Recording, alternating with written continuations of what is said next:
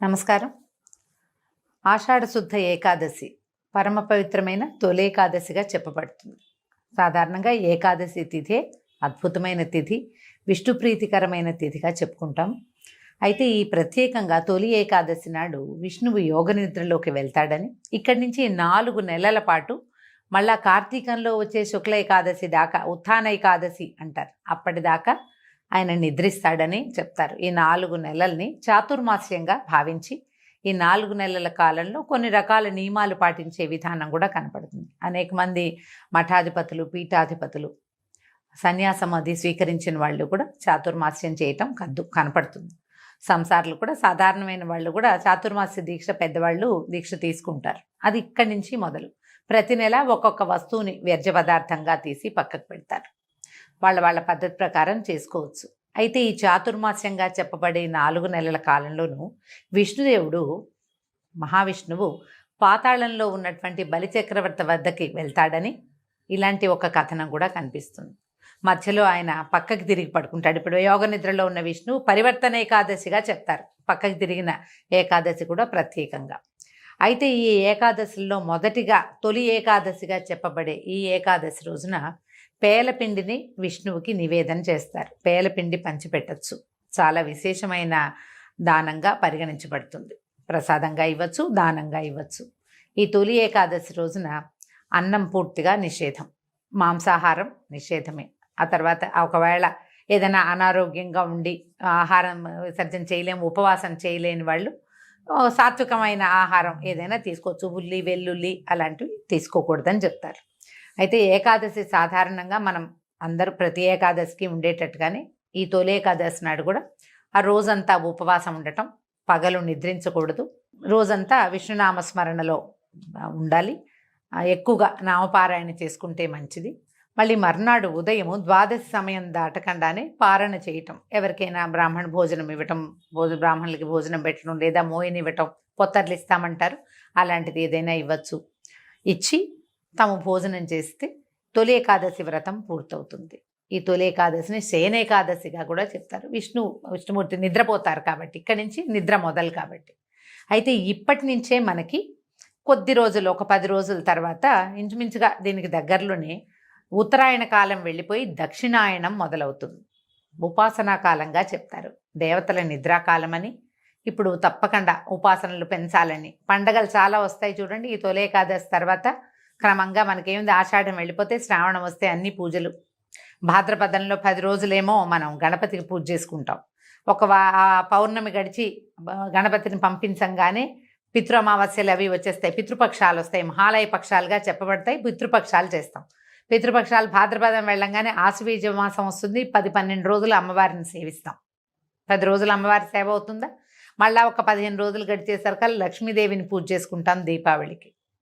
దీపావళి వెళ్ళిన తెల్లవారి నుంచి మొదలు కార్తీక మాసం మహత్తరమైన ఉపాసనా మాసం. అది కార్తీక స్నానాలు అవి చేస్తాం. కార్తీకం అవి మార్గశిరం రాగానే ఒక వారం గడిచేసరికి ధనుర్మాసం ప్రారంభం అవుతుంది. మళ్ళీ విష్ణు పూజ మొదలు పెట్టుకుంటాము. ధనుర్మాసం పూర్తయి ధనుసయి మార్గశిరం అయిన తర్వాత పుష్యమాసం సగపడి పడేసరికల్లా మళ్ళీ మనకి ఉత్తరాయణ పుణ్యకాలం మళ్ళీ మొదలవుతుంది. ఈ దక్షిణాయనం అంతా కూడా దేవతల నిద్రాకాలంగా ఉండి, ఈ సమయంలో మనం ఉపాసనలు, స్నానాలు, పూజలు, హోమాలు, తీర్థయాత్రలు అలాంటివన్నీ చేయటం వల్ల ఏమవుతుంది, భూమికి బలం వస్తుంది, మనకి పుణ్యబలం పెరుగుతుంది, దేవతలు కూడా బలం పుంజుకుంటారట. తర్వాత వాళ్ళు మనకి వరాలు ఇచ్చే కాలం ఉత్తరాయణం తర్వాత దేవతలు అత్యంత ప్రసన్నులుగా ఉంటారని ఇలా చెప్పబడి ఈ కాలం అంతా కూడా మనకి ఉపాసనా సంబంధమైన పండుగలే కనపడతాయి. దానికి ఆరంభమే తొలి ఏకాదశి. ఆషాఢ మాసంలో ఇంకా వేరే పండగలేం లేవు. ఆషాఢ మాసం శూన్యమాసం, ఖాళీ. కొత్తగా పెళ్ళైన ఆడపిల్లలు పుట్టింటికి వచ్చేస్తారు, అల్లుడు గడప దాటకూడదు, ఇలాంటి నియమాలు కూడా మన ప్రాంతంలో కనపడతాయి. అయితే ఆషాఢంలో ప్రత్యేకంగా ఆడవాళ్ళు గోరింటాకు పెట్టుకోవాలని, మునగాకు తప్పకుండా, అవిసె కూర, మునగాకు అవి తినాలని చెప్తారు. ఇవన్నీ కూడా సీజనల్గా చెప్పబడినవేనండి. ఆషాఢం తర్వాత ఏముంది, శ్రావణ భాద్రపదాలు వస్తాయి. శ్రావణ భాద్రపదాలు అంటే వర్ష ఋతువు, వర్షాలు వస్తాయి కదా. ఈ వానలు వచ్చే ముందు కాలం అంతా కూడా మనం మన గోళ్ళు, వేళ్ళు, చర్మం, పొట్ట అంటే గట్టుని అన్నిటి రెడీగా చేసుకోవడం కోసమే ఈ గోరింటాకులు పెట్టుకోవటము అలాంటివన్నీ. తర్వాత మునగాకు తినటము, మొరింగా అని ఇప్పుడు చాలా ఫేమస్ అయింది మునగాకు. ఈ మునగాకు కనుక తింటే ఏంటంటే గట్ ఫ్రెండ్లీ, అది మనకి శరీరాన్ని శుద్ధి చేస్తుంది. ఆదివారాలైనా కనీసం తినాలంటారు. తెలంగాణ ప్రాంతం అంతా ఆషాఢ మాసం అంతా కూడా అమ్మవారి సేవాకాలం నడుస్తుంది. విశేషంగా గ్రామదేవతల్ని అర్చిస్తారు, ఆమెకు బోనాలు సమర్పిస్తారు. ఆదివారం నాడు అసలు హైదరాబాద్లో అటు ఇటు నడవలేం మనం, రోడ్డు మీద చాలా రష్గా ఉంటుంది. అన్ని చోట్ల బోన సమర్పణే కనపడుతుంది. అన్ని దేవాలయాలు బిజీగానే ఉంటాయి. ఒక్కొక్క ప్రాంతంలో ఒక్కొక్క రకంగా చేస్తారు. ఈ ప్రాంతపు ఆచారం ఇట్లా కనపడుతుంది. ఆంధ్ర ప్రాంతంలో ఇంకొక రకంగా అమ్మవారికి ఆషాఢ ఆదివారాల్లో అమ్మవారికి పెరుగన్నం ఇవ్వటం, గంగానమ్మకు పెట్టడము, అది కొన్ని ప్రాంతాల్లో కనపడుతుంది. ఈ ప్రాంతీయ ఆచారాల్ని మనం ఎలాగూ పాటిస్తాం. ప్రాంతాలకి అతీతంగా ఈ తొలి ఏకాదశి పండగని అందరము చేసుకుంటాం. ఈ రోజున తెల్లవారే స్నానం చేసి తలంటు పోసుకోకూడదండి. నూనె రాసుకుని స్నానం కాదు, తల కొంచెం కుంకుడుకాయతోటో లేదా కాస్త షాంపూతోటో తల రుద్దుకోవటం, తల కడగటమే. తెల్లవారే స్నానం చేయటం, పూజా పునస్కారం చేసుకోవటం, భగవంతుడికి పళ్ళు పాలు నివేదన చేసి దాంతోపాటు పేల పిండిని కూడా నివేదన చేసి, పేలాల పిండినే ఈ రోజున మనం ఆహారంగా తీసుకోవచ్చు. దాన్ని అందరికీ ప్రసాదంగా పంచిపెట్టచ్చు. దేవాలయ దర్శనం విశేషంగా చెప్తారు. తొలి ఏకాదశి నాడు మీరు ఏ దానం చేసినా అది ద్విగుణీకృతమైన ఫలితాన్ని ఇస్తుంది. దానం పుచ్చుకోని కూడా అనకూడదు. వాళ్ళు ఎవరైనా ఏమైనా ఇస్తే అబ్బాయి మేము ఇది తీసుకోండి అనకూడదు, తీసుకోవాలట తప్పకుండా. వస్త్రదానం చేయొచ్చు, పళ్ళు ఫలాలు దానం చేయొచ్చు, తీయని వస్తువులు ఏవైనా ఇవ్వచ్చు. పంచామృతం లాంటివి కూడా కలిపి ఎవరికైనా, పంచామృతాలు అంటే పాలు పళ్ళు, అదే పాలు నెయ్యి, తర్వాత తేనె, పంచదార, పెరుగు, ఇవి కూడా మనం విరివిగా ఎవరికైనా ఇవ్వచ్చు. ఇవన్నీ కూడా మంచి అద్భుతమైన దానాలుగా పరిగణించబడతాయి. ఈ రోజంతా కూడా విష్ణునామ సంకీర్తన చేసుకుంటూ రాత్రికి జాగరణ ఉండగలిగితే చాలా మంచిది. ఏదైనా గర్భవతులు, పెద్దవారు, మరి చిన్నపిల్లలు, వీళ్ళంతా అన్నం తినకుండా ఉండలేని వాళ్ళైతే వారికి ఉపవాస నియమం లేదు. ఒకవేళ ఉండగలిగితే అన్నానికి భిన్నంగా ఏదైనా కొద్ది చిన్నపాటి ఫలహారాన్ని స్వీకరించవచ్చు. ఈ రెండూ లేకుండా ఉండగలిగే వాళ్ళు హాయిగా ఉపవాసం ఉండొచ్చు. భగవన్నామస్మరణ చేసుకుంటే మంచిది.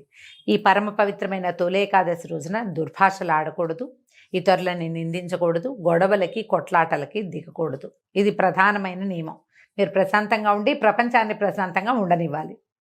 మర్నాడు ఉదయం పొద్దునే మళ్ళీ స్నానం చేసి దేవతార్చన చేసుకుని వంట చేసుకుని స్వామికి నివేదన చేసి ఎవరికైనా భోజనం పెట్టి మనం కూడా భోజనం చేయగలిగితే మంచిది. దక్షిణ తాంబూలాదులతో బ్రాహ్మణ్ణి సత్కరిస్తే మరీ మంచిది.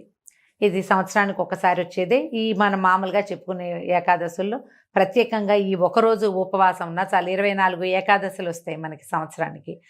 అవన్నీ చేయలేము. ఈ ప్రఖ్యాతమైన ప్రత్యేకత ఇది, స్వామివారు ఈ రోజున యోగ నిద్రలోకి వెళ్తాడు కాబట్టి ఈ రోజున అయినా సరే మనం ఉపవాసం చేయగలిగితే మంచిది. ఒకవేళ ఉపవాసం ఉండలేని వారు కనీసం మాంసాహారం తీసుకోకుండా అయినా ఉండగలిగితే మంచిది. భగవన్ నామస్మరణ చేసుకోండి, విశేషమైన ఫలితం లభిస్తుంది. అవకాశం ఉన్నవాళ్ళు ఈ పండుగని చక్కగా జరుపుకోవచ్చు. ఇవేటికి అవకాశం లేదు, ఏదో భోజనం చేసేసాం, దేవాలయ దర్శనం చేయొచ్చు కదా, కనీసం దేవాలయ దర్శనమైనా చేసుకోండి.